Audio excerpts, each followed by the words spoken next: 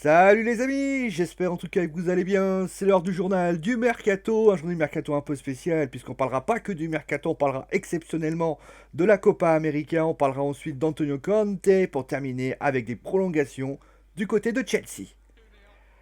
Alors, la situation est très électrique en Amérique du Sud. Il faut savoir que la Colombie et l'Argentine, pays organisateurs de la Copa América, ont décidé de jeter l'éponge. Face à cela, le CONMEBOL, l'UEFA version Amérique du Sud, s'est trouvé face à un problème. Et hier, Bolsonaro, le président du Brésil, a indiqué, oui, qu'il ne posait aucun problème à ce que le Brésil, soit le pays hôte. Maintenant, le choix est assez étonnant. En effet, le Brésil est le pays le plus endeuillé, enfin le deuxième pays le plus endeuillé au monde.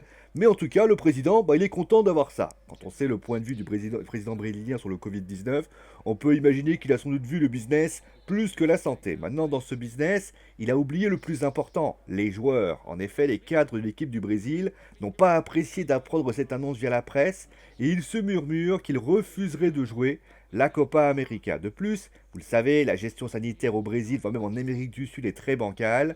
D'ailleurs, UOL Esporte révèle que la conférence de 5 joueurs ont été annulées et Tite, le sélecteur du Brésil, a indiqué que des discussions sur ce sujet avaient eu lieu en coulisses. Une situation peu rassurante dont on espère une issue positive.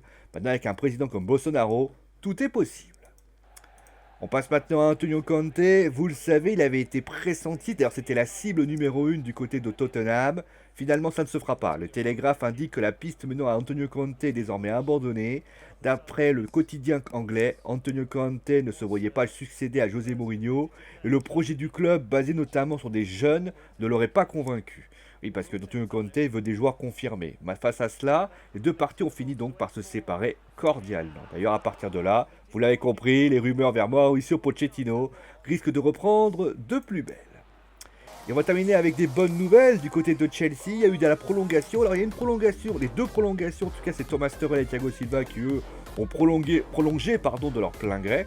Du côté d'Olivier Giroud, c'est plus particulier. En fait, vous le savez, il a un contrat et ce contrat en fait, avait une clause. Cette clause indiquait que Chelsea pouvait, on va dire, lever l'option et le prolonger d'un an sans son accord. En effet, à la manière du contrat de Mauricio Pochettino, justement, c'est comme ça que ça se passe. D'ailleurs, d'après Chelsea, donc l'option a été levée du côté d'avril 2021.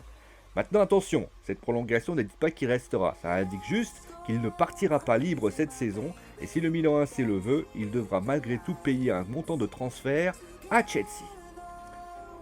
C'est la fin donc de ce journal du Mercato. J'espère que l'émission vous a plu. On se retrouve bien sûr très vite pour une nouvelle émission. Portez-vous bien. Gros bisous tout le monde. Et son mot parce que je l'ai dit. Allez, ciao tout le monde.